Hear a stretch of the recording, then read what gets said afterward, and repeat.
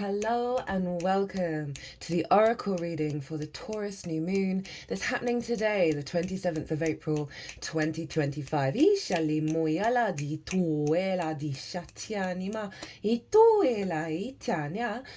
My name's Chloe. I work with card divination, astrology, and as you just heard, and as you can see, I channel multi-dimensional energies through my body, both in the form of physical and vocal light language. All of this brings in healing, attunement, and activation codes to the messages that are going to come through for us today in this reading. Now, I'm going to be breaking down some of the core astrology. I'm going to be summing up everything that came through in the collective reading. That's why I've broken down the astrology in a lot more detail. Way more detail than what I'm going to do here. And that way we can figure out what is the higher, most integrated intention of what a moon is. In this case, the Taurus new moon. So if you want to have a deeper understanding of the astrology first, before we get into this oracle reading, pause this video, go watch the collective. Some big channeled messages came through in there. I'm going to be bringing in the main one into this reading, also pulled collective tarot cards as well. And so I'm going to be summing up the core astrology, and then we're going to be going through these beautiful oracle cards that I pulled before doing the whole transit. They've been sitting at the table for the collective, for the all 12 signs. So we're going to be reading from these cards. I'm also going to be bringing in more channeled messages as well. So let's begin. Taurus new moon. Now, the core channeled message that came through that was very loud was, this is activating a blueprint. Now, every transit brings in an activation code, right? A frequency that we then start to work with. Now, that's not what I was getting. I was getting a blueprint, right? This is root code energy coming in. That's always been within us. That is now the time for it to unfold.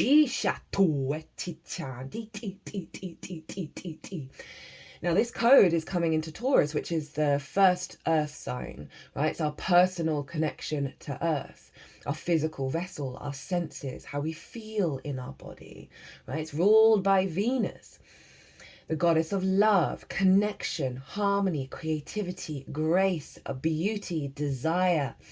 All of that stuff rules this moon, right? Venus wants us to feel good in the 3D realm. How hard is it for us to do that? Genuinely feel it in our body. I find so often I'll have an idea, I'll have a revelation, and then it's only when I feel it fully in my body do I know that it's integrated. Now, this year is a very significant year in terms of our evolutionary growth and our incarnations. This is a year 9. It's a completion year. It's the year of the wood snake, so shedding of our skin. The astrology of this year and next year is absolutely bonkers. It's profound. Hasn't happened in thousands and thousands of years. There's a particular aspect, Saturn and Neptune moving together, and this is going to be at the beginning of next year, and we feel it, we're building up to all of this, is moving into Aries at the same time, at 0 degrees. They're conjunct one another at 0 degrees of Aries. This is the great reset that everyone's been talking about. This is part of it, right? In this process this year, this completion year, it's the first year that I've felt on this channel to say we create our own reality, because I know how triggering that can be, right? Because of all the difficulties and the struggles that we have in our lives, the repeating cycles over and over and over again. How can we do that to ourselves? Well, we do. We have many past lives. We have many things to learn for not only this life, but the next and the next and the next. It's a really zoomed out perspective, and it's not here to diminish any of the struggles or any of the pains. They are wisdom keepers. They are gateways to deepening our understanding of our true self. I say that as someone who's gone through plenty of nonsense in my life. Plenty.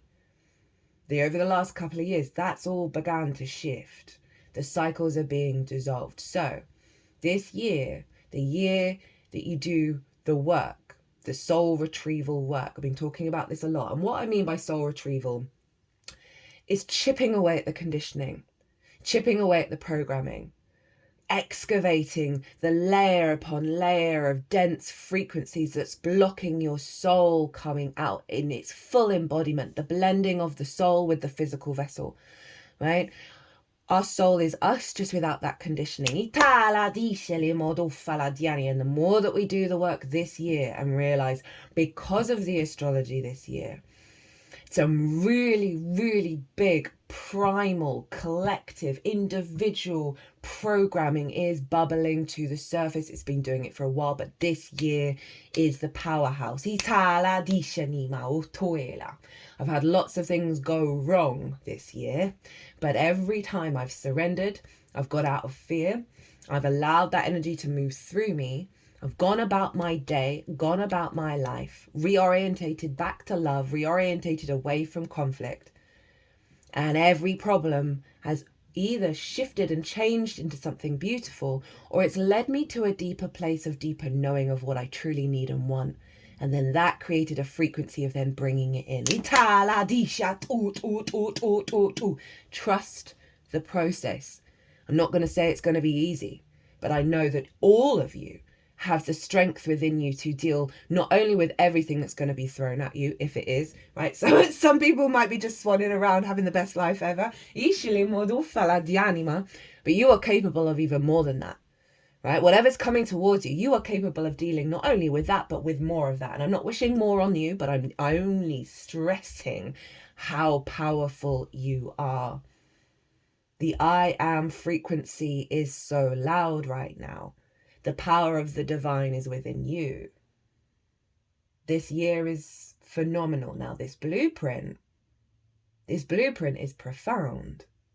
This blueprint is activating in our physical vessel. There's so much trauma in the body.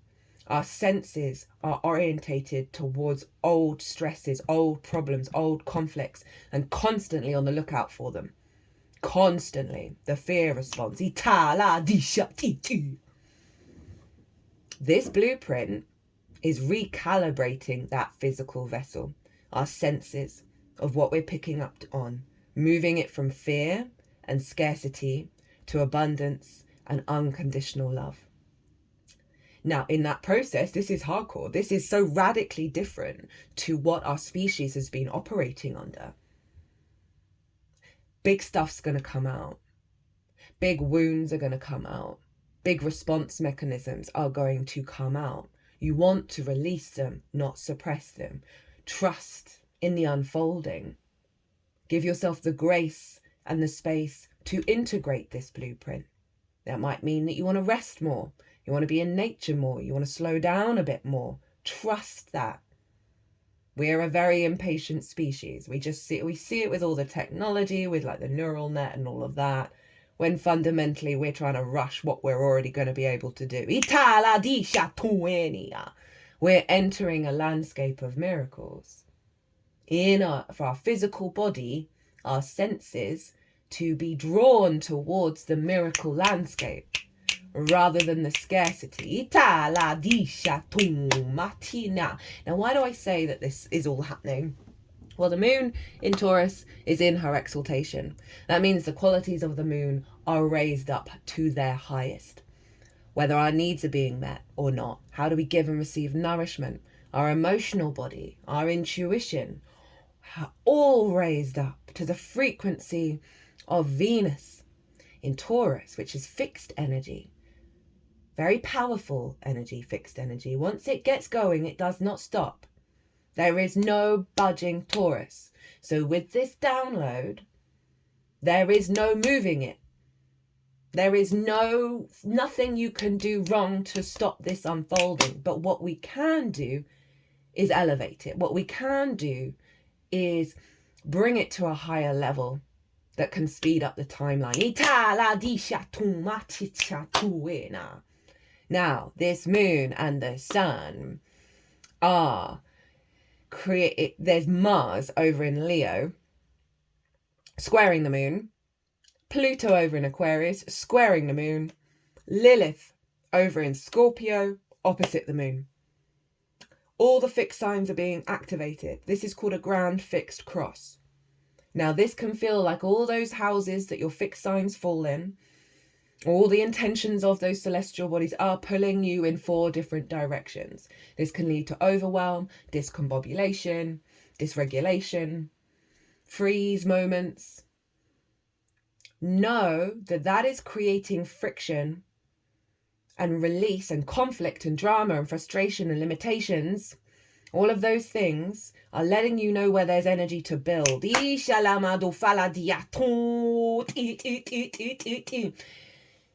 Because squares and oppositions are there, the hard aspects, they involve challenges, but they are how we build in the 3D. Good. I'm talking really like doof. It's not usually the vibe.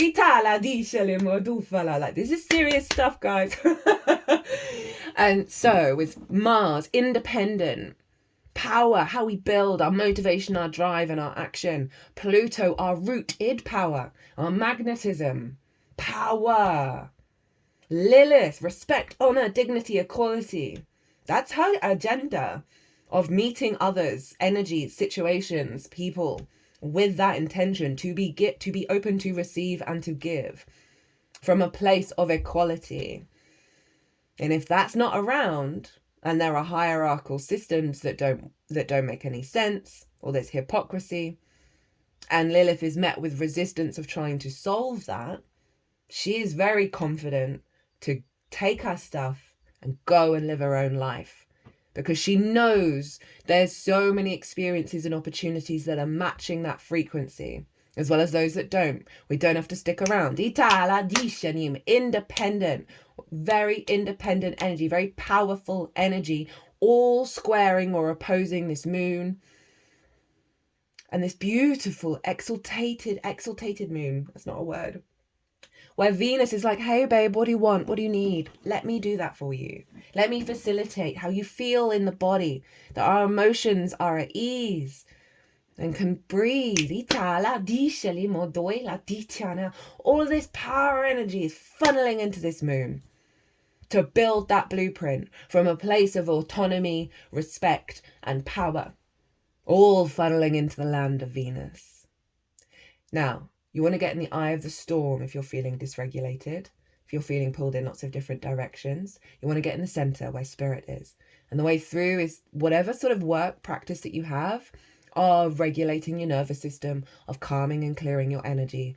Then you can either ask which of these signs, which of these houses that your fixed energy shows up in wants to be looked at next, or follow what you're intuitively, instinctively guided to do after clearing your energy.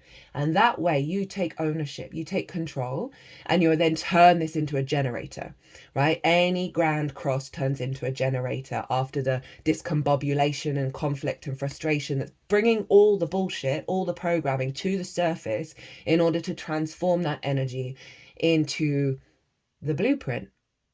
The blueprint of heaven on earth. Powerful energy.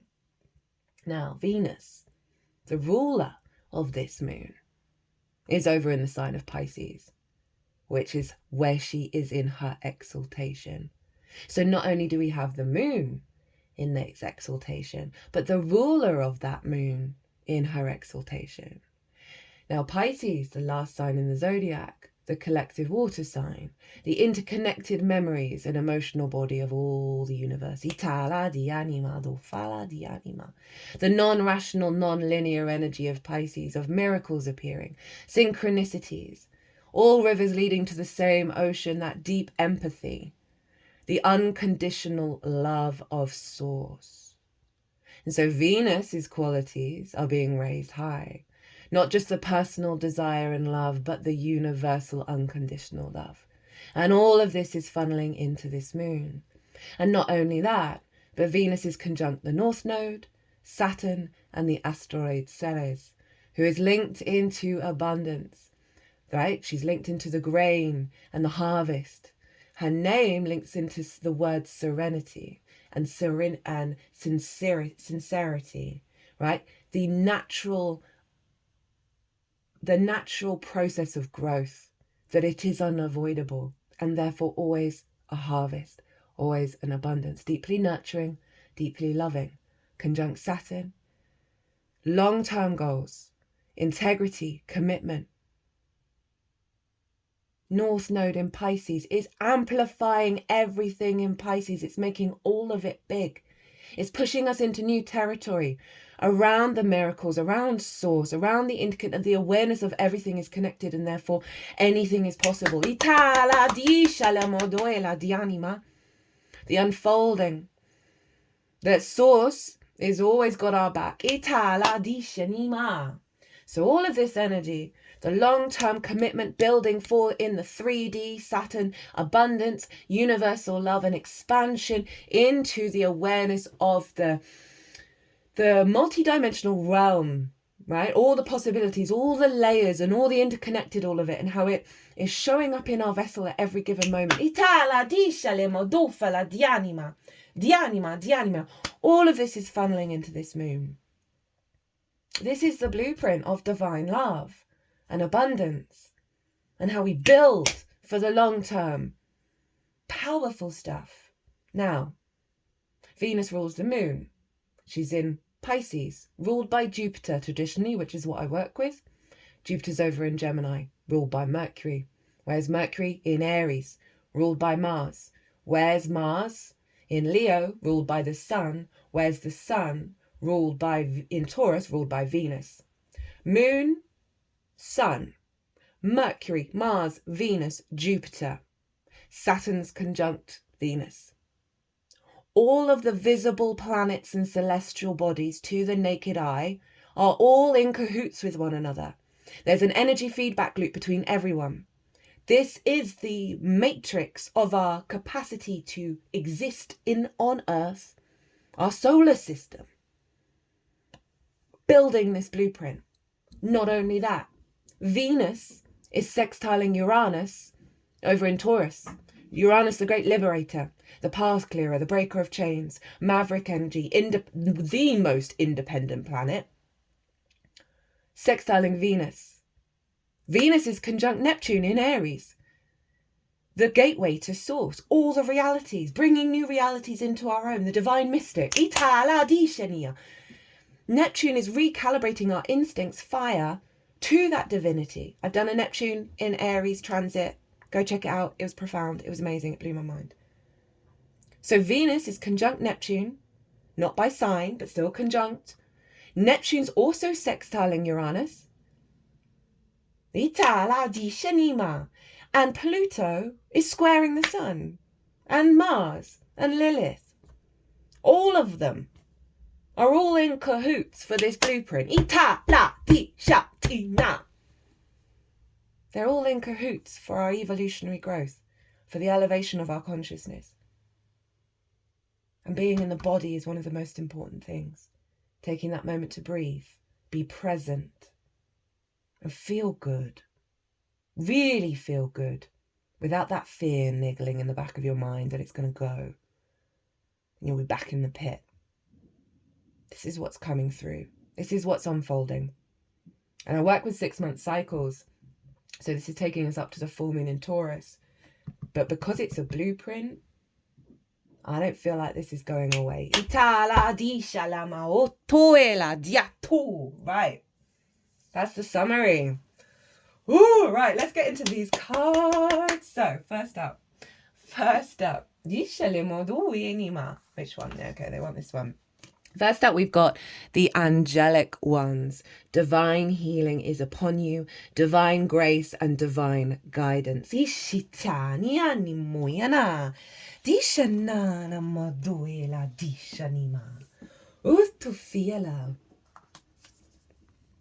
Light from the throne of God. New earth. Inspiration. Oh, that reminds me.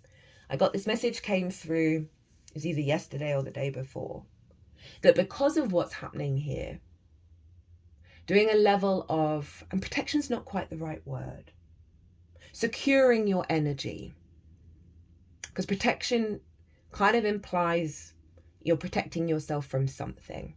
And I want us to rephrase that, of securing your energy, putting up a field that contains you the truth of your energy, so you can get to know it, so you can get to cultivate it, not because of fear of what the outside world might do to it, but because we're going through a process of integration, and the way through is to feel in your body what the energy is doing, how it's moving through you, how it's shifting and changing things.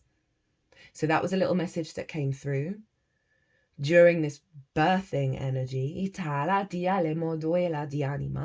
like you're swaddling the baby, right? You're keeping it safe, keeping it warm, so it can grow. Right, okay, let's crack on. Inspiration, singing, mystical unfoldment, outpouring love. The angels guide me throughout my life so that I can find my path of light and follow my peaceful and joyous heart. The angels want to be with you to give you comfort and direction. You're being asked to surrender your emotions, to hand them over to the angelic realms. There is much grace at work in your life, grace that is not always visible with your third dimensional eyes. Your life is being directed in divine ways that are mysterious to you, but it has always been this way from the time you took your first breath. The angels are omnipresent, and they follow you everywhere you go. Even in the darkest corner on this earth, the darkest dungeon, the angels are.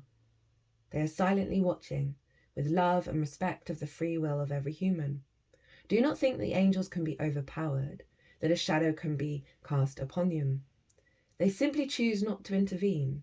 They choose the divine plan out of love and respect for all of those involved. The workings of the universe and the angelic realms can be hard to follow from the third dimension.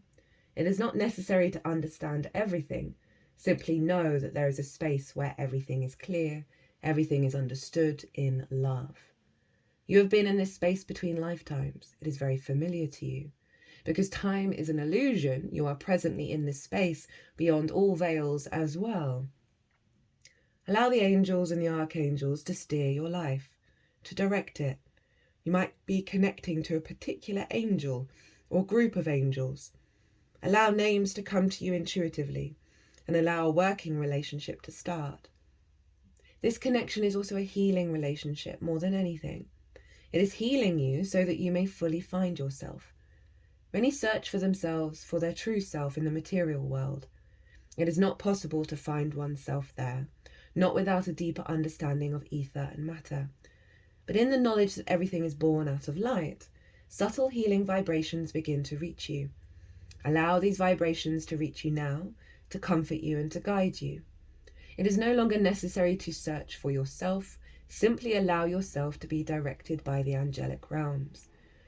Then you are like a Christmas present that is being unwrapped by the whole universe without any effort. This is the secret that we would like to share with you. A secret in the human world, but a gift to everyone from the angels. Divine healing is upon you, divine grace and divine guidance. This is how the universe works. More than laws, we call it gifts. There are gifts of love, no strict rules. When you know where to get the gifts of love, you'll come back for more. Give these gifts to yourself out of great self-love. Allow the angels to be with you, the archangels. Let them be close to you in the upcoming nights and days. There is much to share, much to experience. Allow it to happen for you. Let yourself be taken on a journey of angelic love. Affirmation: I am under the wings of angels. Woo! This is the Pisces energy. You know, Pisces is mutable. It's very adaptable, very changeable. It's able to shift gears.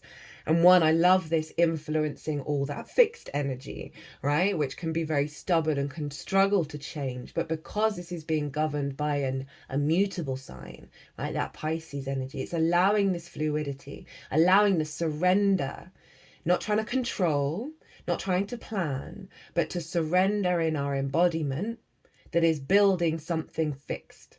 That space of structure. Just remember there was another thing that I was going to say about that, but I got distracted by the mutable energy here we are.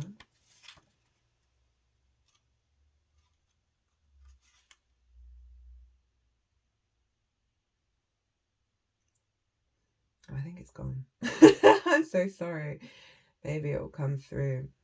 Oh, that was it. It was because of the being guided by the angels. When you get out of your head and you clear your energy and you see what your instincts are telling you to do, that is via your soul, via the team around you, by the archangels around you. Ishalitu fala dianima, dianima, dianima. And I think, actually, while that's come up, I'm going to get a card. This is the Archangel deck. So we'll see. Oh, no. That's half the deck. I know you probably all want to come out, but let's just get one because there's a lot of cards here. And I know this is going to be a long one. Fala di anima, di alimoyane di tuenia, di shinima. What main energy is around the collective? Jeremiel, personal responsibility. Take responsibility for your choices. This is an opportunity for inner growth. And we've got Amethyst, Metamorphosis. You're in a vortex of deep transformation. This showed up a lot for the Libra full moon. Surrender to the process that's unfolding. Actually, it might have been the Neptune transit. Right, let's see what this has got to say.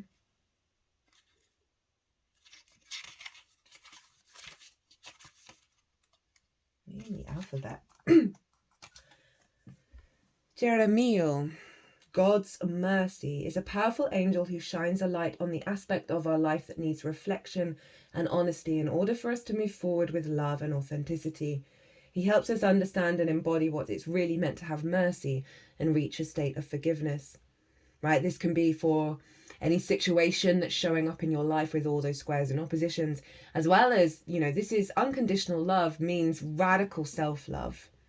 And so there's maybe many parts of yourself that you don't place that love within, right? It's a very collective energy that we don't value ourselves. And so this is kind of hinting at the shadow side that we may be working with, as well as the support that we've been getting of being able to work through this, of being able to have the power and the strength to be able to look at those things within us and just beam that love down, beam that forgiveness and the mercy. Just by sensing his presence, we may feel guided to let go of an old story that's holding us in our past. So many of us have had lifetimes in book religion, in situations of dogma that have led to shame, right? That means that there are aspects of our lives now that we don't feel are good enough.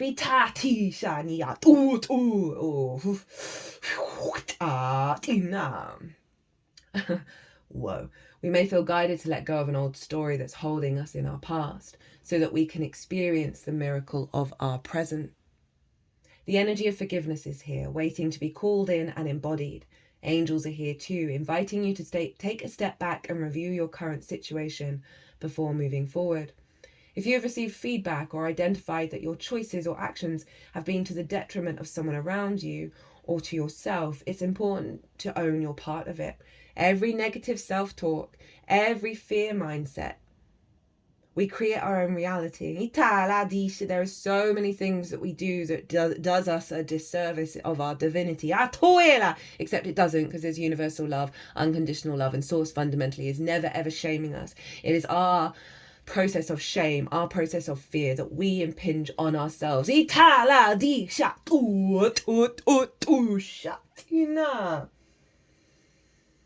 It is not easy taking responsibility for actions that hurt yourself or others, especially if that wasn't your intention. But you will feel better about owning your part than defending your actions. And in turn, this will welcome in the energy of peace. Yeah, own your stuff. Own your stuff, let it go. It's not about shaming for the past. It's about how you're going to show up in the next moment. How are you going to show up in the next moment?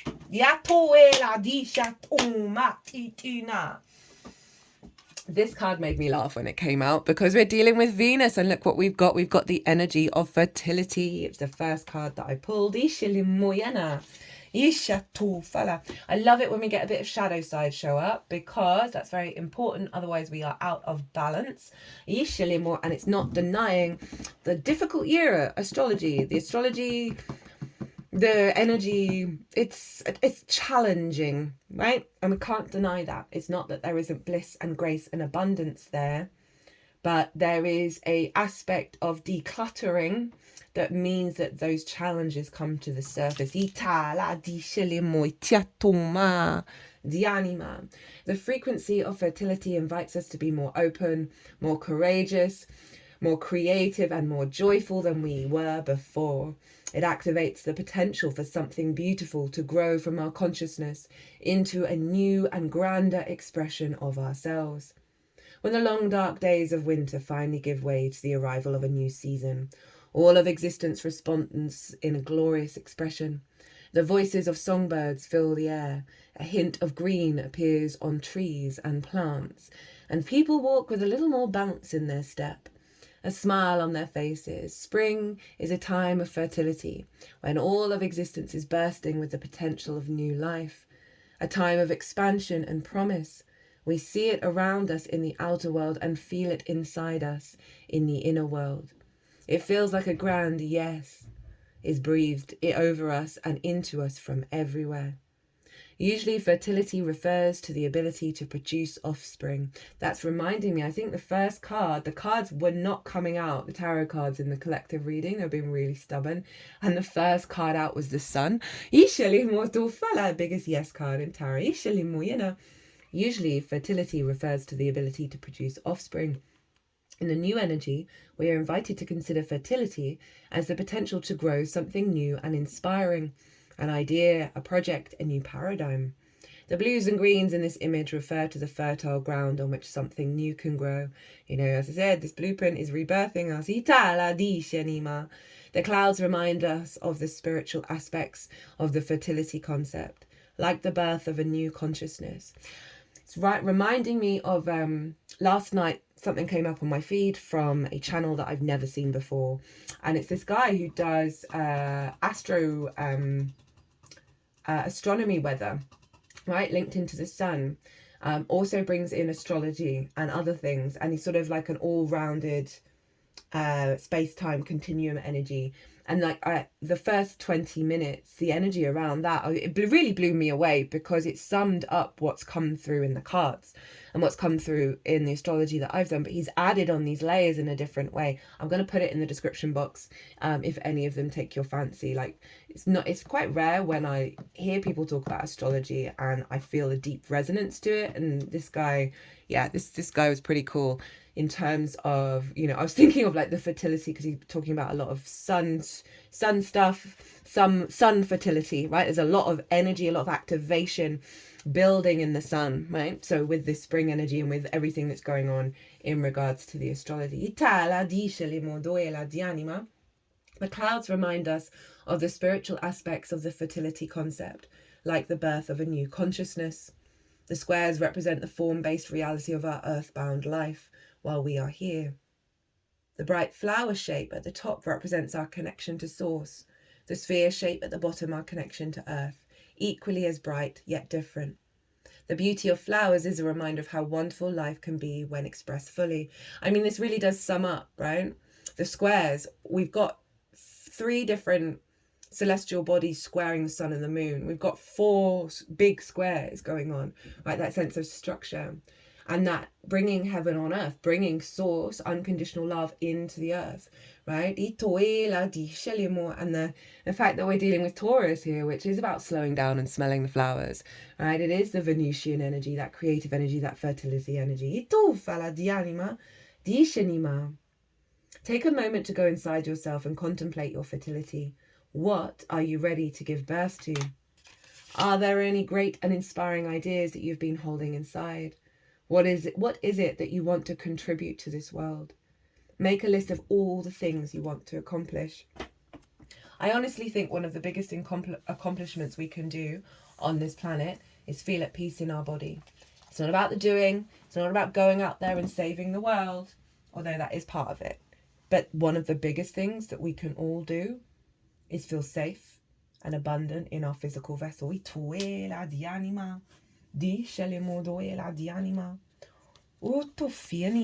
now we're going to look at the Divine Feminine Oracle deck.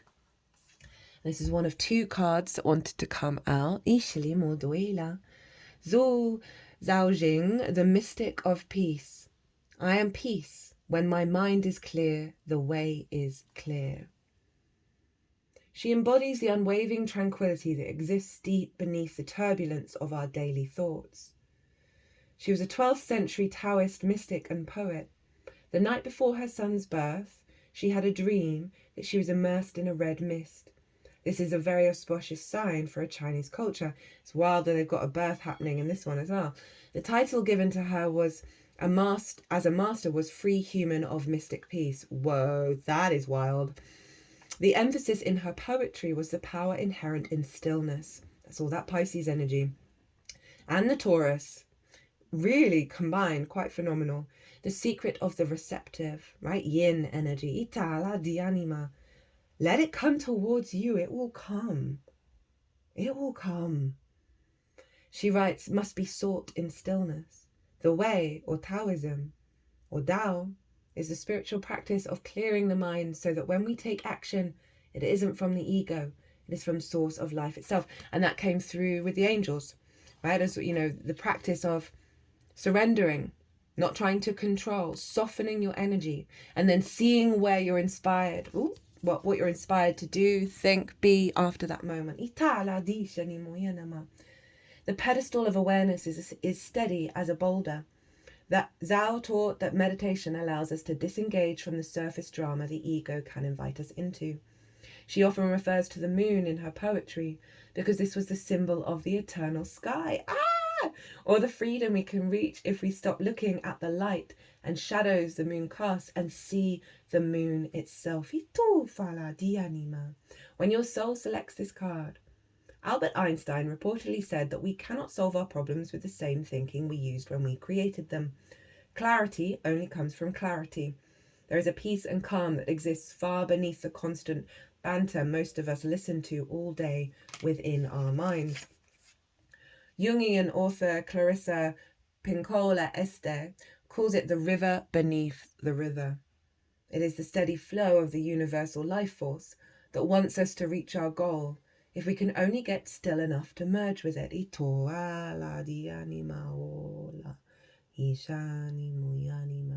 I feel like energy's coming through to help us with that integration. Wu Wei in Taoism translates as doing nothing.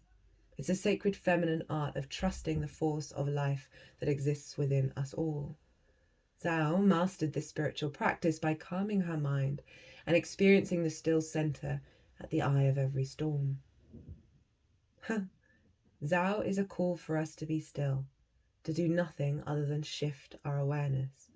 Come out of the current state of mind we're in before making any moves or decisions. She reminds us that we only want to take action when what is moving us is the force of love at the heart of everything. Ooh, okay. Ooh, do, Shanama.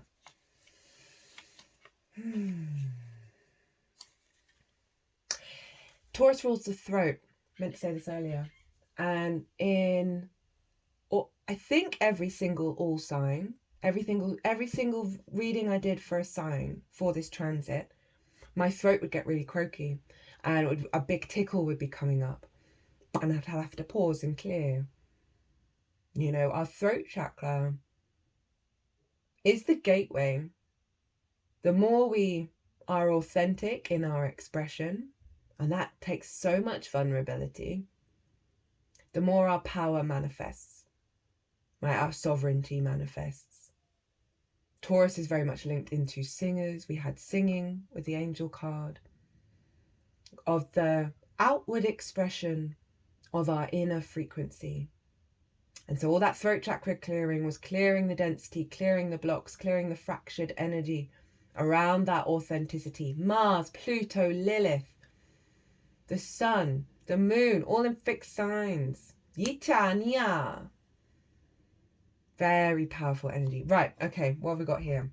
We have compassion. Ishali Moduela.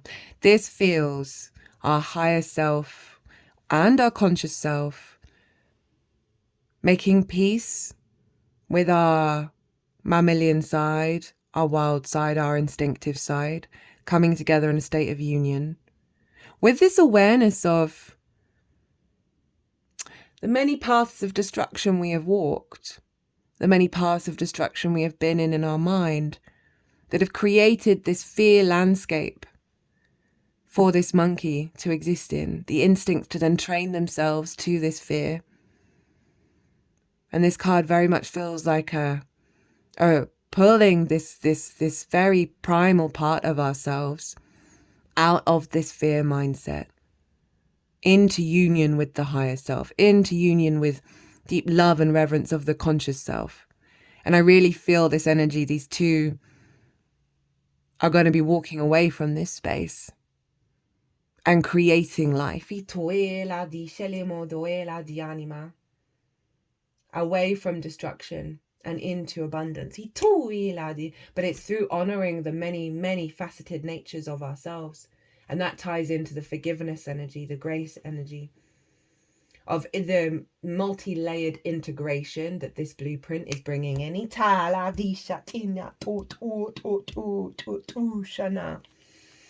And underneath that, from the Astro Ascension deck, we've got Saturn, light of the teacher, the world, the right action, discipline, structure, commitment, obstacles, restrictions, rules, delays, karma, life lessons, tangible rewards, conjunct Venus, conjunct the North Node, conjunct Ceres over the sign of Pisces. Itala di anima.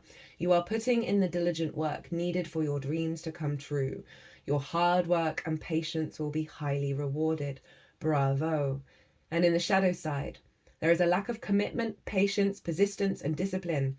There is need for healthy choices and determined action over a longer period of time. This won't happen overnight, and it's up to you to make it work. I love this deck. I love the way that the shadow and the light are described in this deck because they intertwine so beautifully. Now, Venus and Saturn have been conjunct each other for a little while now. That represents a mature elevation of love and doing the right thing and doing right by ourselves through our love, our creativity, our connection, an awareness of cause and effect of karma, and an intention for drawing a line under the sand over certain instinctive impulses that come from fear. Rather than what's building is it's now being imprinted with that Ceres energy of abundance.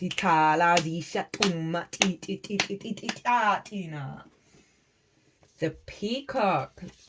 Let's see what the wild unknown animal oracle wants to say to us. So this is the element of air, beautiful energy, inner beauty, compassion. So we've got two cards that went together, and I didn't know that this compassion was on this because my brain memory dumps whatever's written down in the book. I'd also forgotten what all these cards were while doing the reading. So we had two. The energies always lay these out. So very doubling down of being able to put yourself in other people's shoes, being able to understand and have sympathy and empathy for other people's situations. That's Venus in Pisces. That's Saturn, cause and effect. Whenever I read something that somebody's done something terrible in the paper, my first thought, no matter how horrendous it is how did they get there? And my heart goes out to them because no one wants to be in that space. And all the poison that we've been given, all the conditioning, the lack of support, the lack of love, the neglect, the trauma, the breakdown of meaning in our lives. People are vulnerable, people are desperate, people fall into obsession because their lives are consumerism, hollow. It's not me shaming buying things. Look at all this stuff I've got on my table. But it's about balance. And we don't have the space or grace, overworked. My heart goes out to everything and everyone at all times. No one wants to do those things. But their souls signed up to be the master teacher, to do something horrendous, so we can all respond to it. Itala di shatuela. Di anima otoela. I can't remember the name of the channeler. Oh, used to watch her all the time years ago. She channels Metatron. She's British. Or it may come to me. She always talked about how... Oh, what's his name? Who's the one but Judas. Judas was a master teacher. Without Judas, we would not have this story. We would not have this sacrifice and how we respond to that and how we feel about that. So we can question our own selves and understand more deeply our own selves. Like someone, and this popped to my head, so I'm going to say it, like Andrew Tate. You look at his natal chart, he is clearly a vessel for an energy that's in pain. Right? You get that a lot, where people are vessels for a certain frequency on the main stage. So the rest of us can be like, how do I feel about that? What does my inner world feel about that? And how do I want to behave? And how do I want to be? The way through is in. He's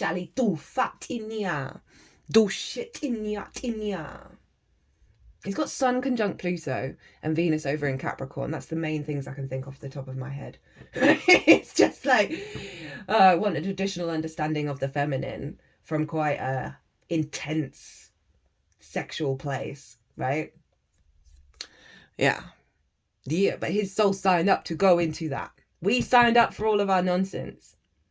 And it's worth it. It's worth it. And I say that as someone who has faced so much bullshit in my life. Where I've been in that pit. I'm in the biggest of pits at the bottom. Crying, sobbing, screaming at what is going on. Not only in the world, but my own life over the years. Dinah. Inner beauty, compassion, assimilator of anything. Whoa. The beauty of the peacock is unrivaled. It's easy to think it comes from the plumage, but the secret of the peacock is that the beauty resides within and extends outwardly indefinitely. This adept creature can assimilate or digest all experiences in life. Lol, I didn't even read that. It's so wild when that happens that I just go off on a tangent and then I'll read the book and I'm like, okay. It's beautiful. This is the reality that we live in, the interconnectedness of all things, the inspiration that comes from your soul, that is part of the flow. Not the resistance, not the conflict, not the blocked walls, the flow of all the interconnectedness of all things, all the trauma, all the horribleness, all the beauty, all the wonder, all of it's all the same thing. The more we make peace with that, the more we step into the flow, we step into that frequency of the abundant nature of the universe. Source isn't judging us. Why are we judging ourselves? Never judge, just observe and decide what you're going to do in that situation again. Are you going to do the same thing? That's up to you. Do not judge yourself. Okay, right. Where was I? This energy is so wild. I'm really here for it. Very grounded, but strong, high vibrational frequency right now. This adept creature can assimilate or digest all experiences in life. So it does not harbour resentment, conflict, or past pain within its psyche. Oh God, it makes me want to cry. The peacock type is extremely rare. Not many of us have reached, and this came flying out when I was shuffling, have reached this advanced level of acceptance of the self and others. When in balance, confident, kind. When out of balance, can't digest situations. To bring into balance meditations on navel.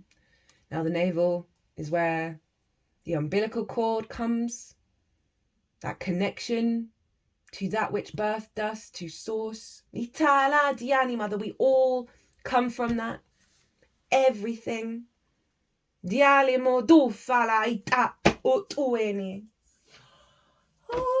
Okay, right, let's keep going.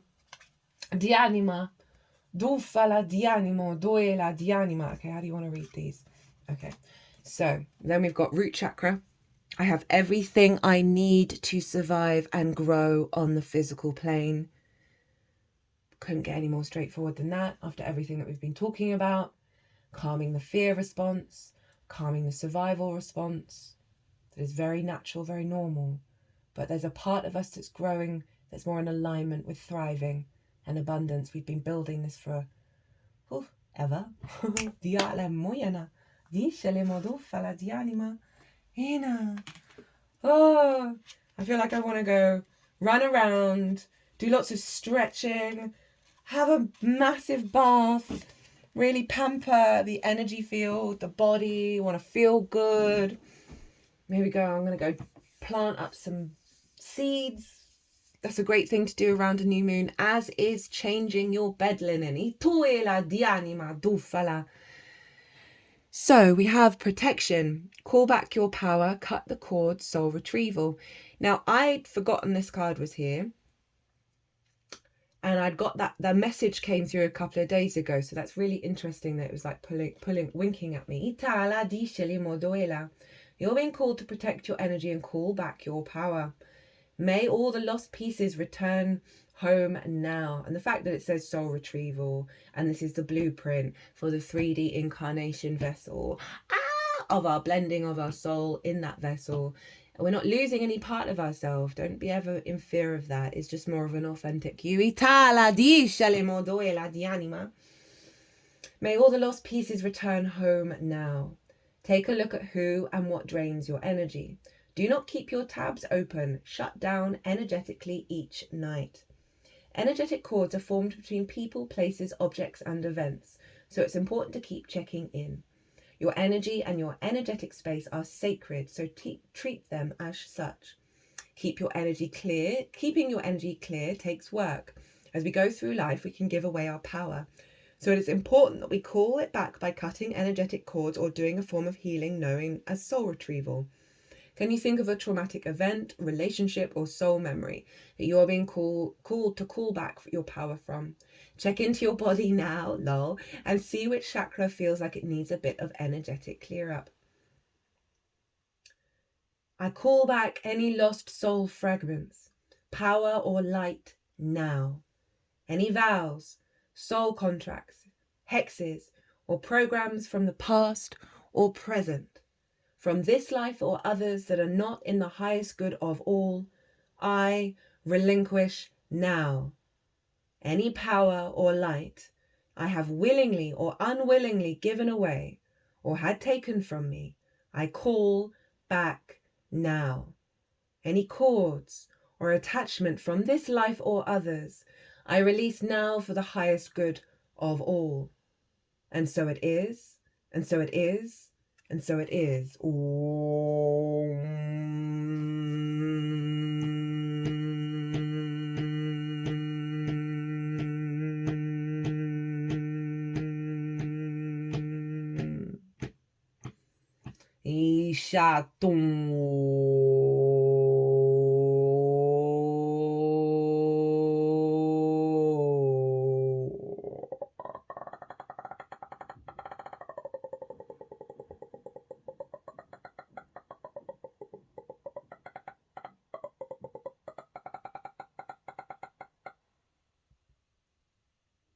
Itala disha oya du ta tu tu tu tu tu tu tu tu tu tu tu.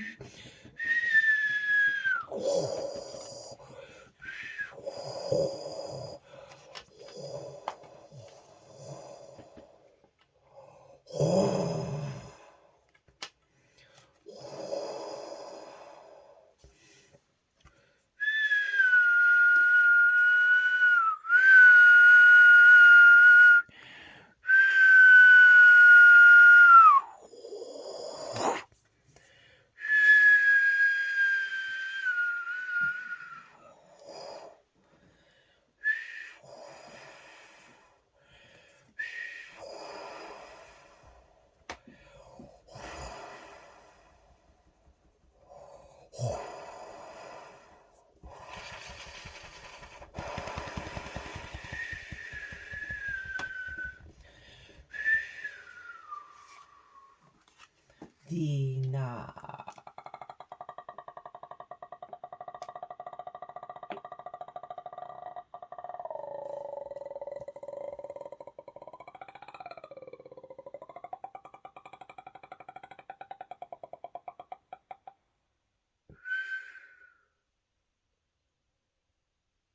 Wow.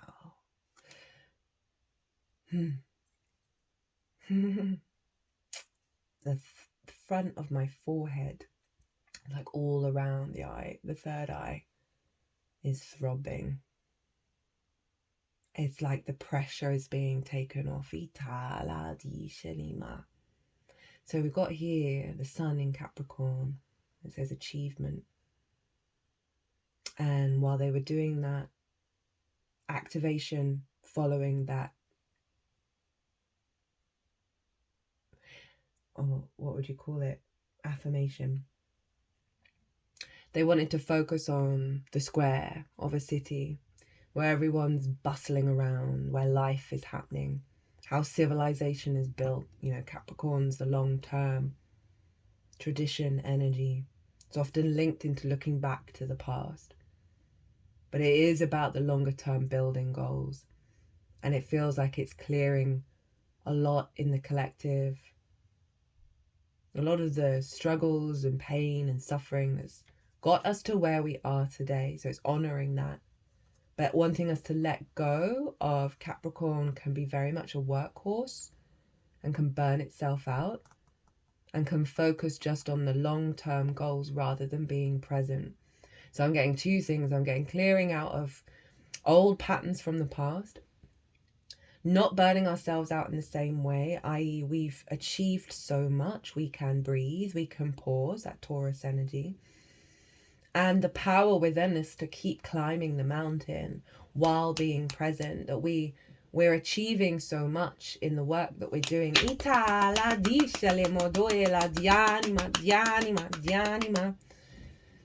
So we've got easy does it. Stop trying so hard to control everything, and Capricorn is so about control, as is Aquarius, because they're both ruled by Saturn. And often the default can be no.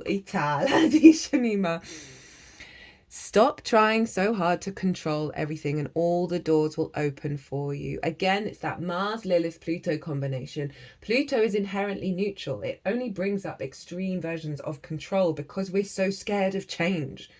We're so scared of transforming. We're so scared of the cycle of life, death, and rebirth. Think of Bill Gates. His biggest fear is dying. He wants to live forever. When I heard that, like all my heckles went up. I'm like, oh, that is such a tight energy. It's such a controlling energy. That is not in the flow of the deeper river. Itala, except it fundamentally is, because everybody's in alignment. La la la, all of that. I mean, I believe that wholeheartedly. But sometimes we see these responses of like, how do I want to feel against what's that about? This is all the flow state, right?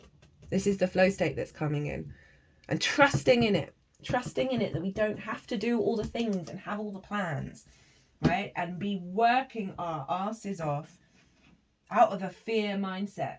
If you've got the energy and the inspiration and the drive, and that's the vibe that you're embodying and you're wanting in your life, and you're full of energy, go for it.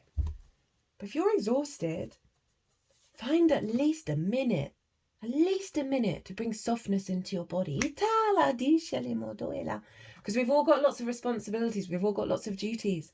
Kids, work, life, lovers, friends. Like it's non-stop. It's non-stop. This is all about not burning ourselves out, because then we'll have more energy. When you surrender and stop thinking about the to-do list, and soften your energy and get up and go and do something instinctively, you will come into a higher state of alignment where you'll never run out of time. You'll always get the things done when they're supposed to get done. Not because they're on the list, not because this would be a great time to do it. No, you'll have all the energy and all the time in the world when you let go of control. Bridget, inner strength. Move back to wholeness. Recognize that you have the power.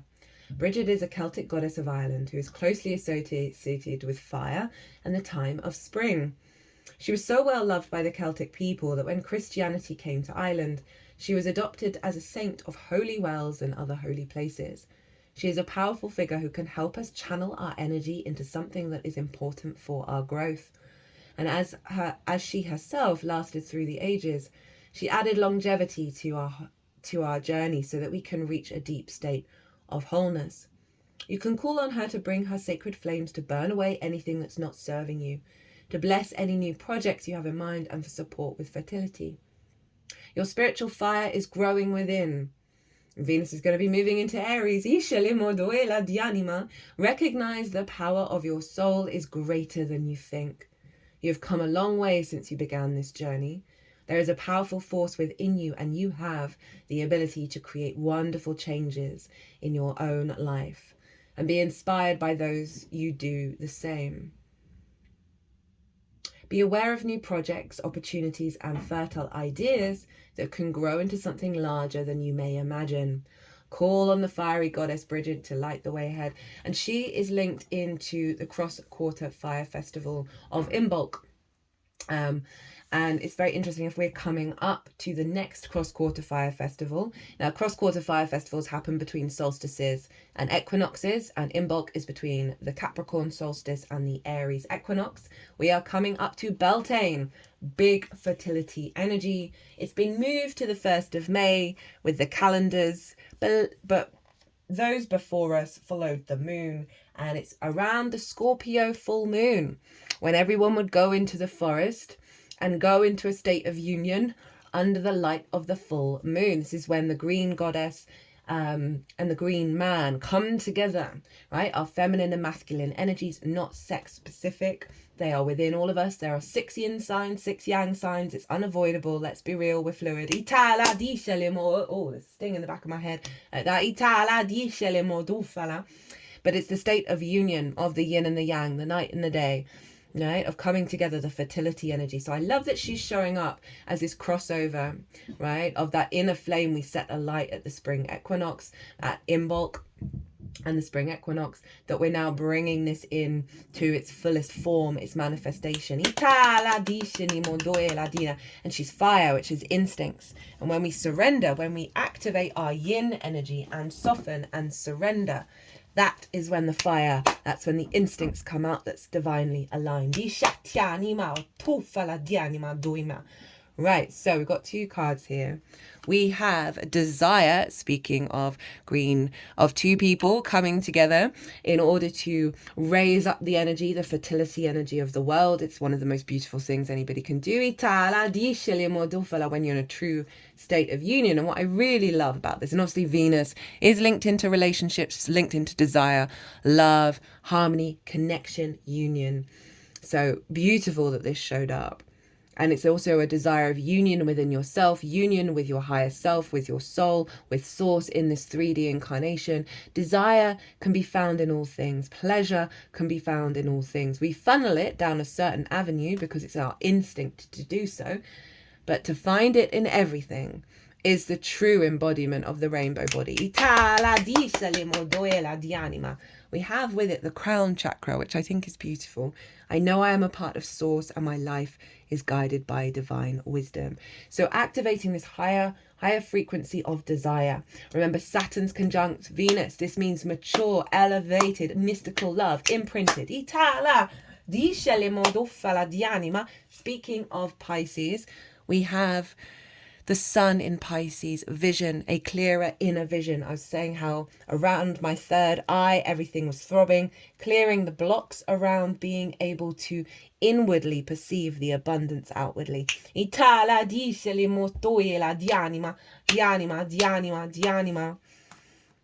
Okay, so these 2 cards, these are soul cards.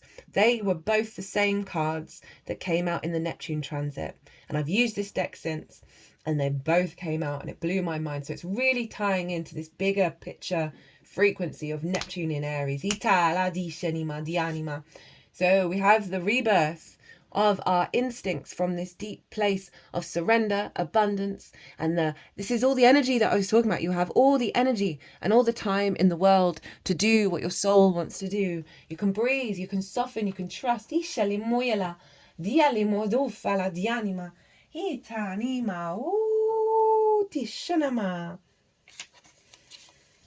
So we've got the wishing well. I wanted to bring in the healing waters oracle because of everything going on in the sign of Pisces. Unexpected gifts, kindness, karmic jewels. It is said that in ancient times women would sing and whisper into wells. There we just had Bridget. who was assigned all the wells of the holiness of her, believing that water would carry their messages from one corner of the world to another. This may sound like something from a children's fable, but in fact, several scientific researchers have theorized that water can be imbued with energy from our thoughts, emotions, and intentions. It's also that they've discovered that water holds more memory than a really hardcore computer, right? Think about that. And we've had the same water on this planet the whole time. What's in that?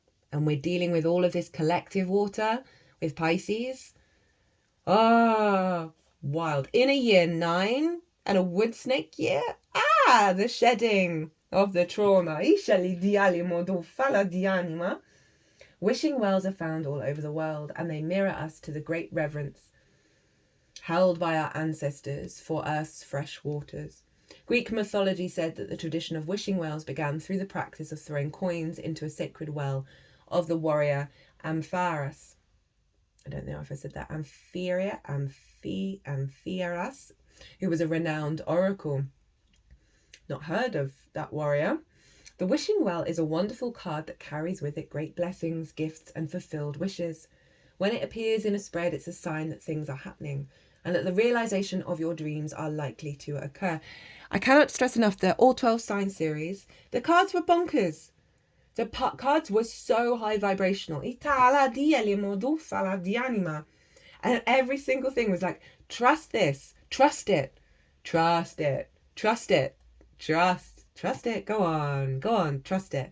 You think of the Hierophant, which is the card for Taurus. That's the embodiment of Source in our 3D incarnation from a place of confidence and trust at its highest form. Where was I? Of course, any creation requires embodiment and action, so it's not a sign to stop moving towards your dreams in practical ways. Rather, it offers deep encouragement to keep going and to trust that all the groundwork you've put in place is working. Oh my God. It can also be a sign, I hadn't read that. It can also be a sign that helpful people are coming into your life to support you in creating your heart's deepest desires. Affirmation. I receive all of the gifts that life has to offer me. With an open heart and an open mind, I'm surrounded by kind, helpful people. Things are working out for me. I'm living my heart's desire's most daring prayer. Thank you, thank you, thank you. Itala di salimodoela, di anima, do fala di anima.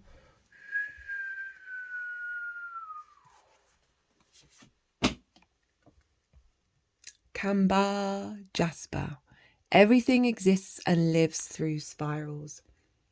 I am a lens by which you can view the smallest of life and yet the largest. Realize that spiritual growth is the life force and the blueprint for manifestation. So I can help you. I love that's what we've been working on, and that's what was coming into being, the outward manifestation of it. So I can help you get in touch with your blueprint. No way.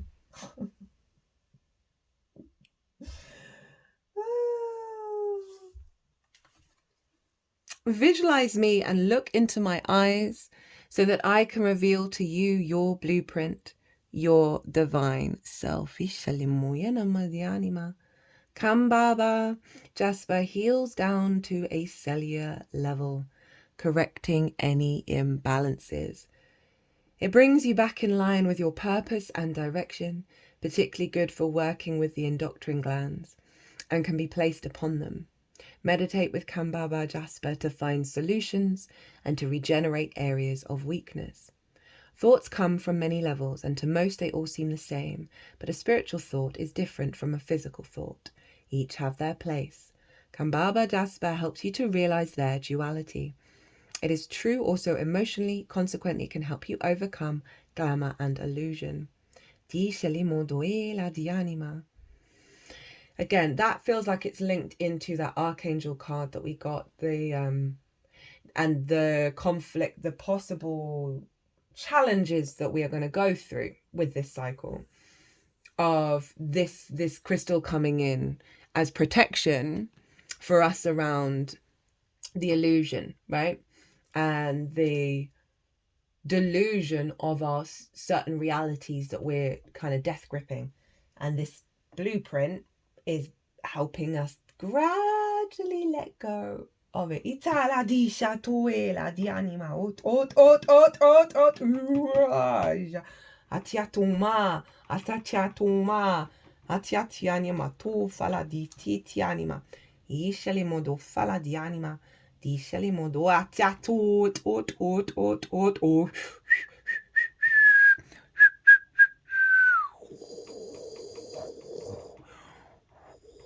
This is aventuring, Ishilimodo, which I believe is very much a wise, abundant stone for growth, fertility. Yatuala. Ishalima ot. Yatut it.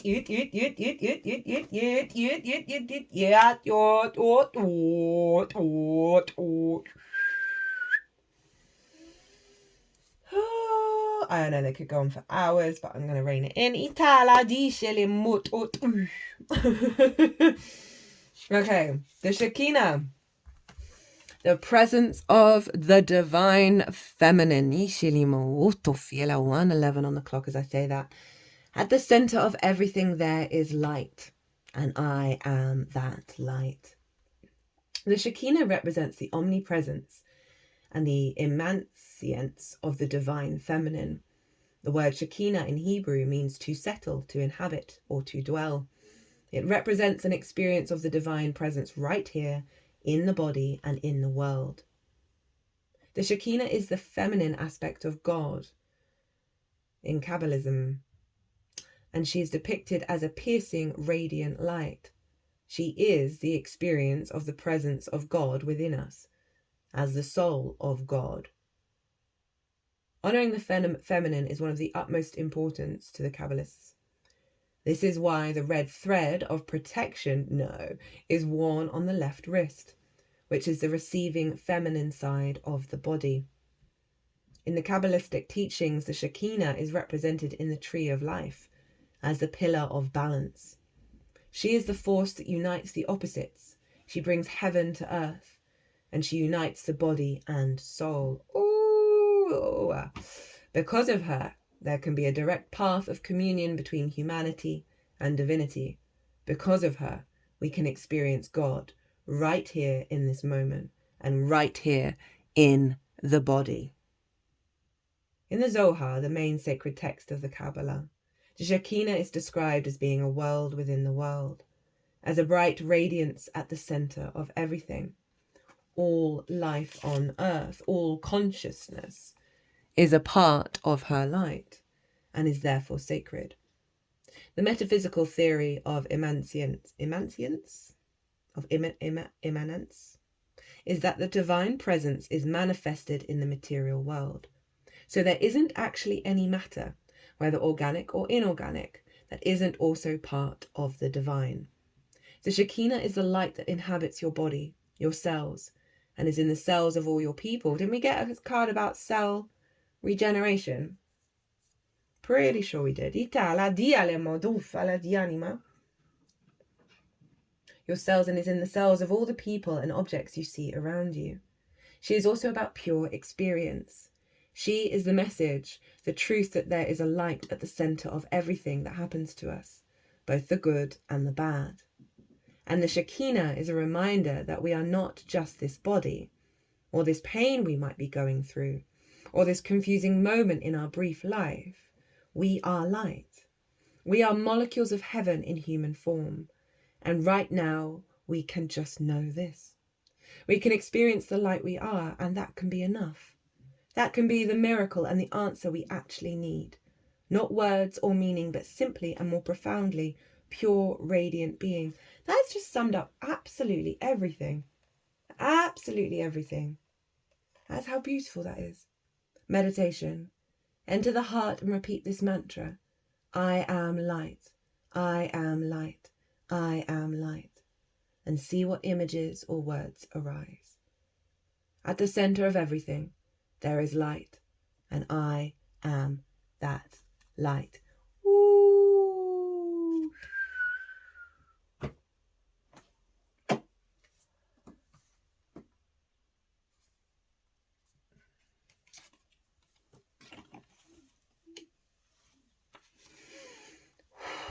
don't feel like I've got anything to add to that one.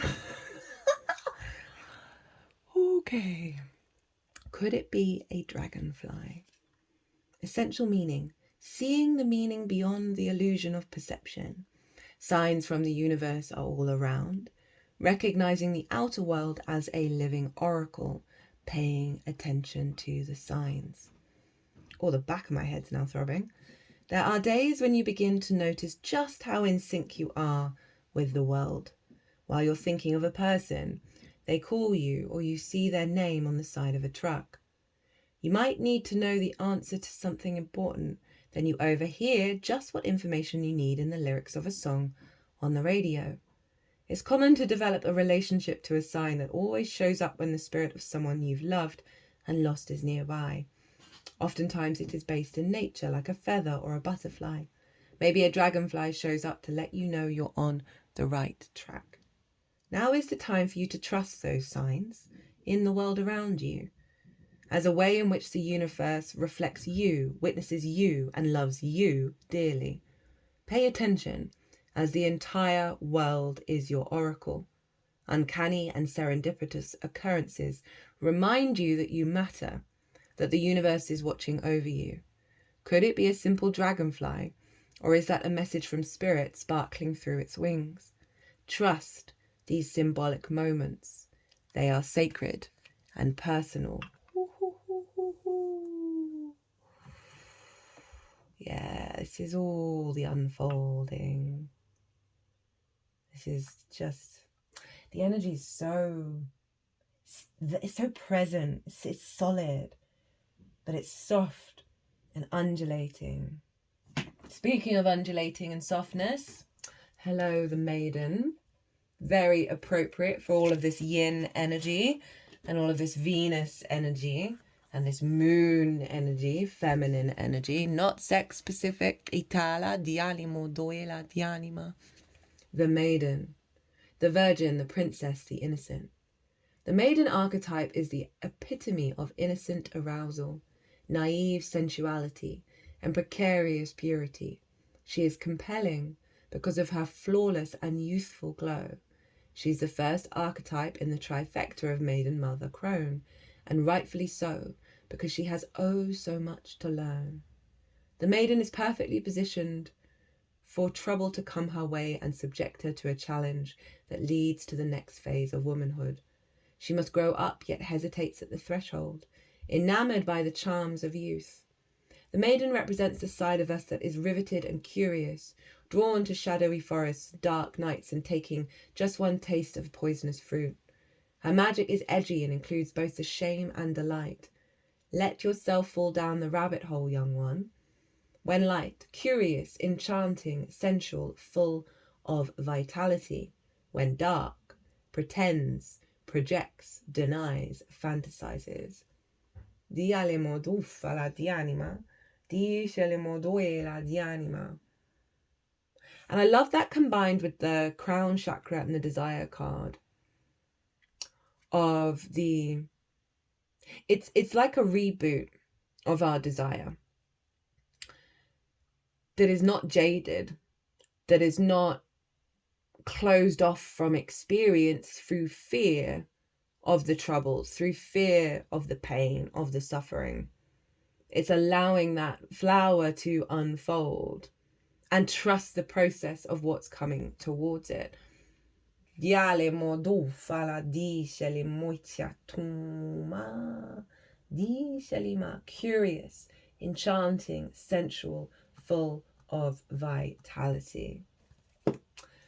Being present in our lives, being open to desire and pleasure in all spaces. Itala di shali moyana, moyala, moyala, moyala, moyala, moyala, di shatuma.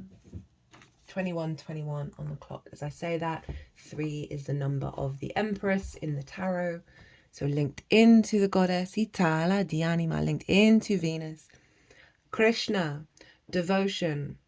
Trust your spiritual guidance. Your commitment has been recognized. You are loved unconditionally. Krishna embodies divine wisdom. one of India's best loved gods. He is the approachable, kind, loving and supportive guide. He is a peaceful being with a great love for all people and animals. He is often depicted with a calf or a lamb, which is a symbol of innocence, and a peacock feather on his head, which is said to honor the divine feminine. He was a spiritual guide of the warrior soul Arjuna, as related in the Hindu epic the Bhagavad. I studied this, for crying out loud. Bhagavad Gita, me and my brain, which really is a story of choosing love over fear, and helps us move beyond the limitations and wars our ego creates in our mind, and maybe even the world around us. Extended message. You have a deep spiritual connection and must trust the guidance that's coming through. Your devotion to the spiritual path has been recognized. It may feel as if you've been on a mental, emotional battlefield, but there are sweet messages of hope around you.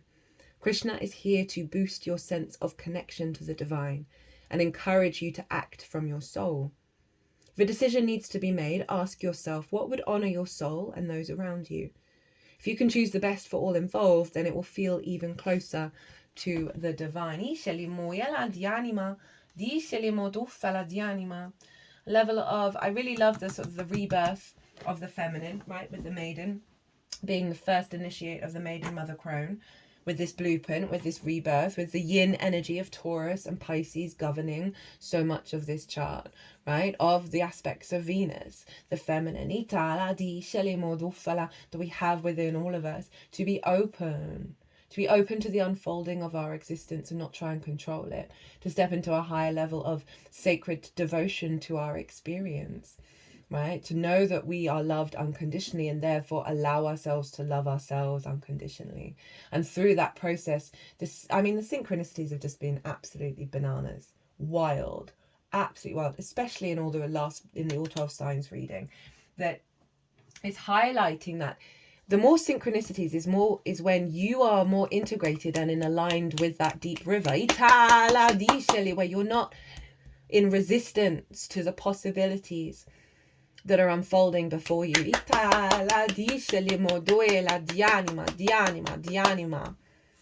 Right, not much more to go. We have from Rainbow Brainskull, one thing at a time, right? So not the to-do list, not the go all the time, all the things, over burnout. This is the Taurus vibe. Take your time, enjoy the ride. It feels good to focus on one thing. It may sound like scarcity, but it's actually pure abundance. When you're trying to focus on everything, you're actually focused on nothing. Single pointed focus done right can feel like true infinity. I love how it brings in the abundance and moving away from scarcity. Or I've got to do this, I've got to do these 5 million things in order for this to happen, right? Rather than I'm going to allow myself some space to be present with whatever this thing is. And I'm not in fear that if I do this, I will miss this, I'll not do this, I'll miss this deadline, I'll do all that. As I said, the more we do that, the more we're present with this one moment in our incarnation, the more energy and vibrancy and this time we have to do all those things that we associate that we need to do from a place of scarcity, but instead we'll be doing it from this power of I am here right now, I am present, and let that unfold. We have this beautiful card of union. Absolutely beautiful, again, of the feminine and masculine within ourselves. That is our true nature. To be at peace with each other. To be in a state of unconditional love with each other. Supporting each other. Sharing our energy. I mean, just so beautiful. This is the 3D vessel and the soul and all the aspects of self coming into a state of blending into the physical 3D realm. We're not here to escape this incarnation. You know, it's up, some people may want to do that. And I'm trying not to judge. I really don't like it when I do that. just seems like escapism from reality. Escapism, which I totally understand because I've been trying to do that my whole life. It's like an avoidance. It's a conflict energy rather than making peace with what is right here, right now. That's the only thing you can control. And the knock-on effect brings peace out into the world. Dialima, rather than, I've got to raise my frequency so I dissolve in this physical form and become enlightened. I always used to get really enraged at the Buddha. Itala dishanima. Like, fuck you for leaving us. Fuck you for not coming back. Itala dishatianima. Because there's like layers of enlightenment where you don't come back, right? And then there's the bodhisattvas who come back down to earth to help everybody else out. Itala dishatinima. I'm sure he doesn't mind. Itala diani motofala diani toeshania. Itatuela. Ishani motoena. Dishana. Itovaliani motoela. Okay, we've got Pisces. I'm just going to have to pause and cough for a second. That tickle's come up. I feel like it's come up because of the lack of reverence I've actually just shown for the Buddha, right? The dogma of raising these energies so high that they feel so distant from us when they are within us at all times. We like the Christ consciousness. Christ was just a vessel for a frequency.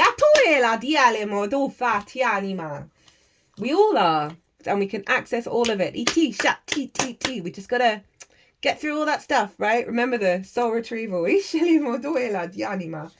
They keep sending us on side quests. And they're fun, really. Okay. Pisces. Connect with your guides. Oh, there was I, connecting with Jesus and Buddha.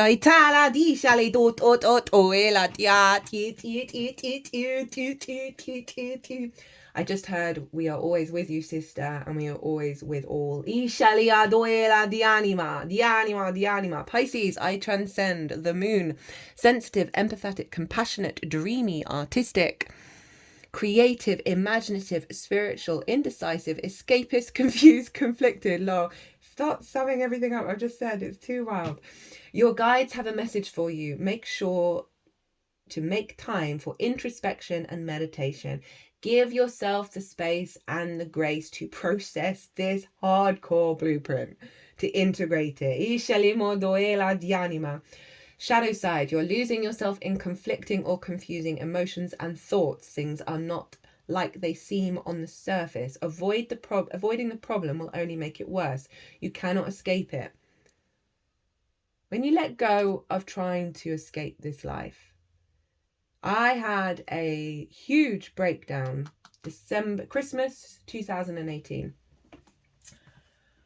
And I've had many of them. And I've tried to do a thing that YouTube would be very annoyed at me if I say the words out loud. When I was younger, quite young, really young, twice. I've really struggled with existing on this planet. And then I was spending Christmas by myself, which I've done many times. Sometimes it's the best thing on the planet. Other times you just fall into the pit. And I fell into the pit. And while I was in that pit, I was aware of the poison. I was aware I wasn't going to do anything to not be here because my mother was still alive and there was no way I could do that to her. And I was like, right, well, if I can't, I might as well sign up now. Might as well join in. I might as well figure out how to make this work. How to not be so utterly numb and dysregulated and grief-stricken at all times at humanity and life from such an early age. And the moment I made that decision, my energy shifted. Of like, right, okay, I'm here then. Let's get on with it. Everything started to shift. My whole world exploded in the best possible way. Everything in my life dissolved, broke down suddenly. That led to this. I haven't felt more in my body than I do now at any other point in my life, this consistently, where I feel connected, I feel in my flow, I feel more myself. It's when I stopped trying to escape. When I made that commitment to being present here in my individual incarnation and show up and release the poison.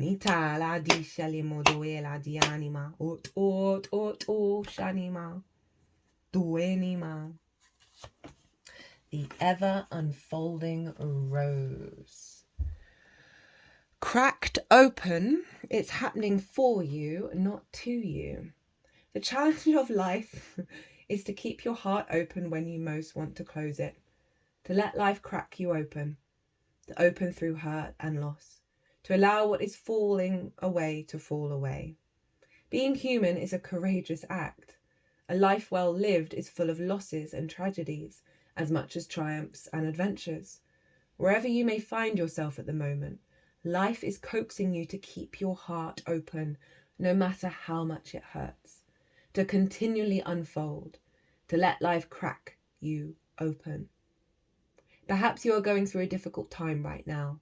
Instead of cursing the difficulty, see it as a blessing. To open yourself up to the truth that perhaps, as hard as it may be, life is happening for you, not to you. And one day, in the not too distant future, you may just bless the thing that broke you down and cracked you open, because the world needs you open. Now is the time to go gently, to treat yourself like a tender, sweet baby, to wrap yourself in a blanket and trust that the mother has you cradled in her arms. The seas may not be smooth sailing, but you are safe and you are held. One day, not too far from today, you will look back at the transformation and be blown away by the poetry of life. Everything is going to be okay. I had a really powerful transmission. I'm reading this book called The Golden Book of Saint Germain. He has a lot of I am mantras, and this is all very much tied into the Neptune in Aries energy. And one of the mantras that always comes back to me is, I am the open door that cannot be closed. And it's not quite the exact formation, but it comes from Revelations in the Bible. So the other day, I started reading Revelations. Haven't finished all of it. And it's not that I don't think there are good tenets in all book religions, but everything needs to evolve, right? And there's a lot of bullshit surrounded all of that. And I was getting quite angry reading the Revelations. I won't go into what, but I'm very open and I'm very curious. And I came away, and I don't often get English in my head when I'm channeling. It's getting more and more. I'm trusting in the unfoldment. I came away and I went for a walk. And I got the clearest voice in my head. Around trusting in the unfoldment of the experience. That was a narrative that needed to come through when it needed to come through. That we are heading into a new frequency. They then did some clearing in my energetic field around past lives where I've been connected to dogmatic book religions that bring about this level of only a few are going to be saved. And if you don't do this one particular thing, you're not getting in. Oh, bleh, bleh. Makes me want to vomit. Makes me want to vomit the idea that anyone can believe in any God that does not love all things, that is exclusionary. My grandmother believes, her one thing she believes in is the way into heaven is to honour and accept that Jesus, the Son of God, died for our sins, and that God will let you in if you acknowledge that sacrifice. And I said to her, what if someone across the world who's got no idea about Jesus, no idea about this sacrifice that you talk of. And yet they are embodying the Christ consciousness at such a high vibrational level, it'd be very hard to tell the difference. And she just went, oh, well, I don't know where they go. And in my head, I was like, bitch, please own your shit. You think they go to hell. And yet you want to give up your energy? You want to give up your energy to a God that requests that? Fuck off. Sorry, you're getting a bit more of my really blunt side come out. I can get really rah. But it's all love. Everything is all love. And there is always love. And I send love to all of it. And I understand all of it.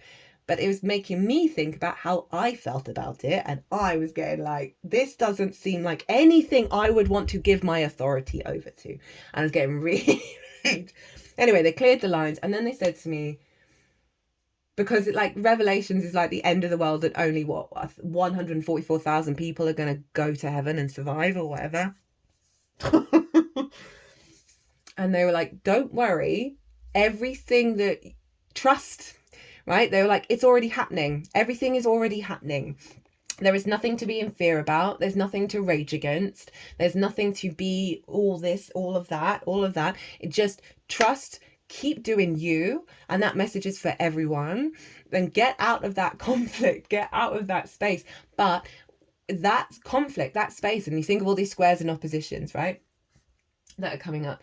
It's good to figure out, okay, well, why am I responding to it in that way? And then go even further. And usually underneath that is just love. It's just love of like, I wish everybody well. I don't think anybody's going to any bad places. I don't believe that at all. That just seems absurd. And sending love and honouring the I am of everyone who believes in all of that. No offence to anyone who does. Right? I'm talking about a very sort of particular understanding of that. I know there are many other versions. I know a lot of Gnostics. Right, please. I mean no offence. I really don't. I understand the path.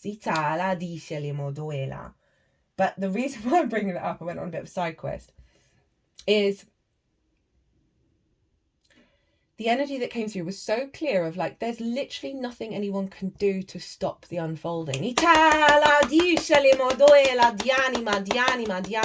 So my raging against that is the equivalent of being like, why is everybody dropping bombs on people? Like, what is this about? What is the pillage of this planet about? What is this desire to control and disregard education, feed us poison, make us small, make us caged, make us trapped?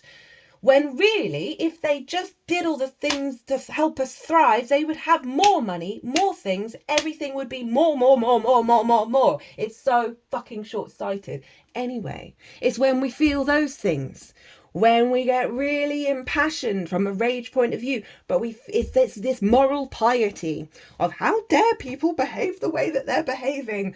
The I am, honouring the I am of yourself and everyone around you releases conflict and therefore releases the bullshit that's going on in the world. Right?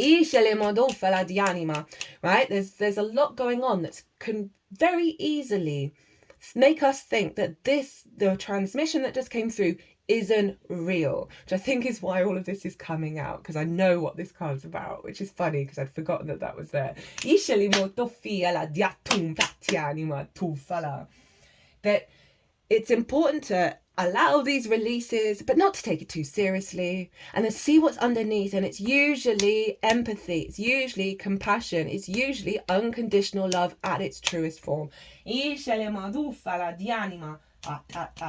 Right, final card. Okay, Carly's just reminding me, because I've got this deck that I haven't used for ages, that I'm going to pull a card after reading this. The Horseman, Herald of Change. Good news. Herald of Change. When the horseman appears, he is inviting you to spread the good news. Everyone already knows the bad news. Your task is to point out the beautiful when others see only the ugly. Note the possible, no matter how implausible it may seem. This does not mean becoming giddy or blindly optimistic, but rather reminding yourself that every storm cloud has a silver lining. Become a herald of the positive. Put away the fatalistic attitude, the dire predictions, the dreadful expectations about the world or about your life. Proclaim that you have risen from the realms of the dead, awoken from a long and dreadful slumber, and are back on the world stage. The show is on again. The horseman cautions you to not allow your exuberance to become hollow or trivial. Be sure that there is substance to the news you spread, and you are willing to live up to the expectations you raise. The world will welcome you with open arms as you share an uplifting message. I knew the general gist of that card, but I'd forgotten the exact words, and it's so funny. It's like tick, tick, tick of all my rant. And that is the inspiration from the universe of letting us know that it's all interconnected, and you can trust the things that are coming naturally, that feel like are you, right? That aren't like this voice in your head, right? That's actually just you talking, you rambling on about absolute nonsense. And trusting that that is aligned, that it is all aligned. The more you do that, even the good, the bad, the beautiful and the ugly, the more you have that mindset, right? The more it creates the alignment frequency even louder and even stronger within your vessel. Right, let's get one card from Kali. Ooh, whoa, there we go. There we go. Oof. Okay, so this is the Path of Kali Oracle by Kat Shaw. I believe I got this, what number is this again? Lol. I believe I got this off of Etsy. It might have got big enough to be on Amazon and places like that. So we have the first card in the Kali deck. Kali the Slayer. I am brave enough to be free. I am destroying my ego. When you draw this card, it is a reminder that you must slay your ego to be able to grow. And that's that more moral piety of how dare people do things. It's so silly. It's so silly, but so natural and so very, as being attached to your ego ultimately means that you are acting from a place of fear, taking action simply to please, gain recognition, receive approval, or be liked. Ego is bossy, overconfident, arrogant, ruthless, angry, hard done by, selfish, and jealous. The ego does not listen to other opinions, indulging itself in self-importance, power struggles, or selfishness, caring excessively what others think. But the ego covers a lack of self-confidence, masking feelings of worthlessness and insecurity. Ego is made up of conditioned, fearful perceptions, leading you to believe that you are alone and having to fight for survival in any ruthless way necessary. Ooh. This card is here now to remind you to take back control of your life. That's what we had with the Archangel. Own your shit. Waking up to your magnificence while recognizing your ego as being everything you try and repress that you feel isn't good enough to show others. How does your ego present itself to you? Bossy, overconfident, arrogant, ruthless, angry, hard done by, selfish, self-absorbed, jealous, narrow-minded, anxious, superior, doubtful, insecure, insincere, conceited, overpowering, vain, self-important, impatient, greedy, self-doubting, uncertain, easily infuriated, revenge-seeking, insensitive, overbearing, blaming, fearful of failure, ruthless, belittling, pained, self-centered, bothered by the opinions of others, merciless, submissive, jealous, easily put down, negative, attacking, apprehensive, poor me, overstressed, irritable, domineering, dictatorial, inferior, condescending, shameful, over-humble, disdainful, hierarchical, patronizing, aloof, lacking in confidence. Kali the Slayer is here with her dagger, poised and ready to massacre your ego traits, bringing life to the realization that you are already divine perfection, regardless of external approval.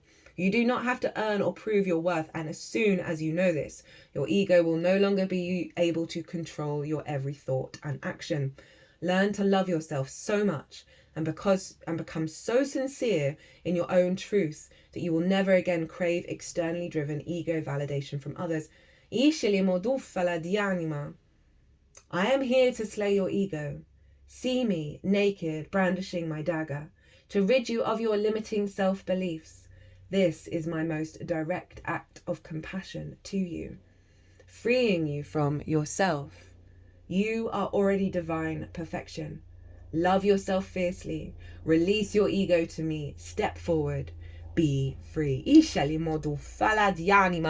Now, I know I said one, but the energies didn't respond to that.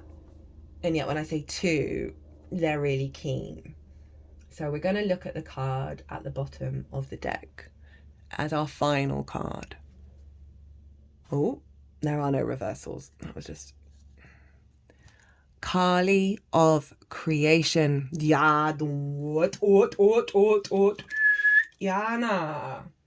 Oh, open very quickly at that card. And it's a 3, again, number of the Empress card, which is Venus. Word, mother. I live in the flow of abundance, embraced by love.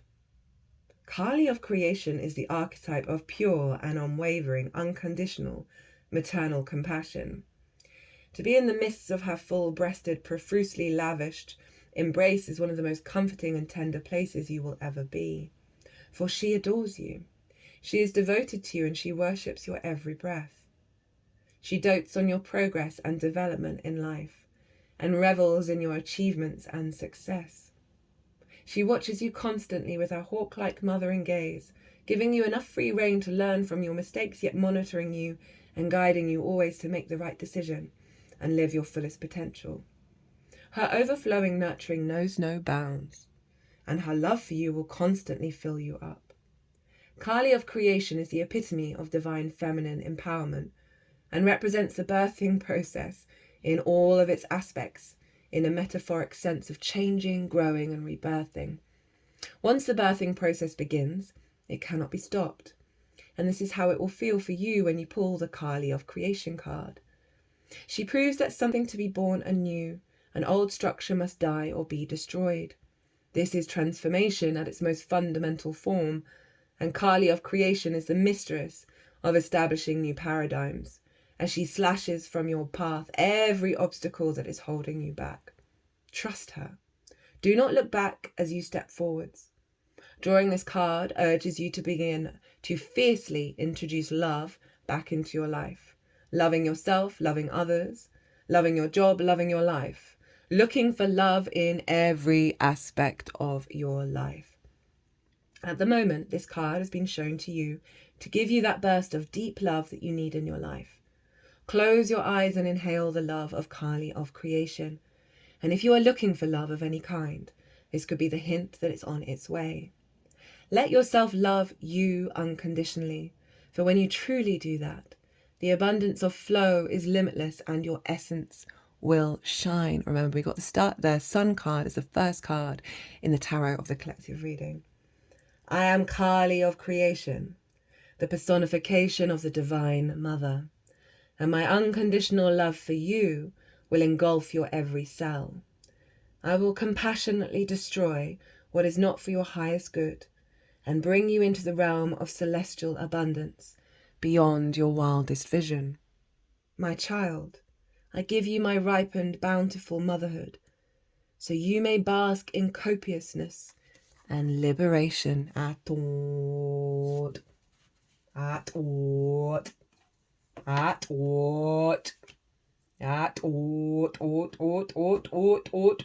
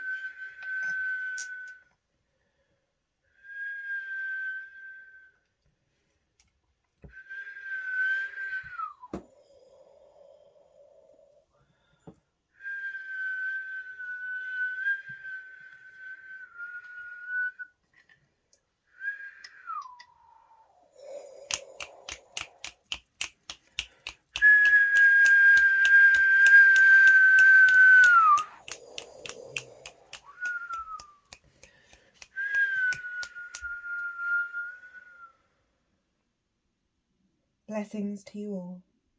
You are loved. You are never not loved. This feeling, this frequency is being embedded into your body. Be at peace. Be still.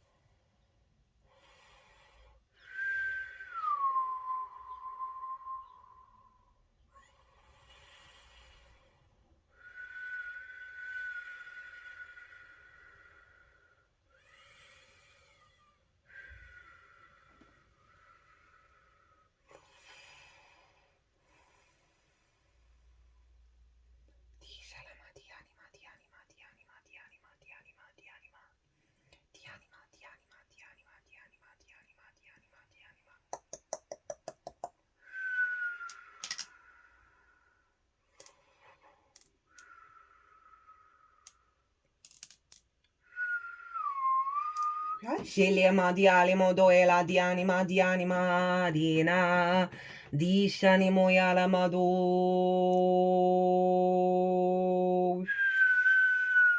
diana dishanimo yana yanuma dianima yanamo doela diana.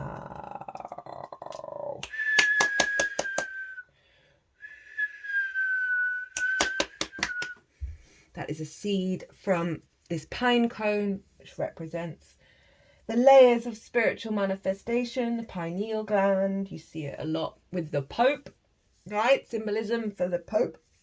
It's so fascinating that he died the day that the sun moved into Taurus, and the Hierophant is the Pope. And that's the Taurus card. So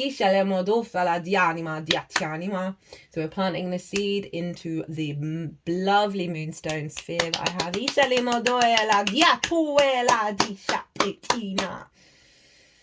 My loves, I'm going to leave it there. This has been a long one. It's been worth it. It's been totally worth it. I hope this resonated. And it's always an honor and a privilege to be able to bring this all through. I'm feeling very grounded. I think I might need to go and lie down on the grass for a moment and recalibrate. Very powerful stuff. Be good to yourselves. Be good to those around you. Safe travels and be well until we meet again.